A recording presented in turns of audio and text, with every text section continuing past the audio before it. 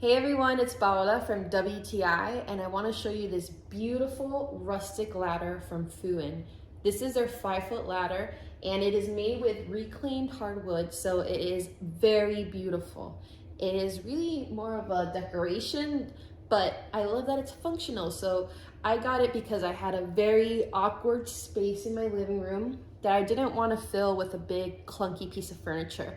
So this ladder is perfect for those spaces because it definitely creates some level of warmth and visual attraction, but it still feels airy.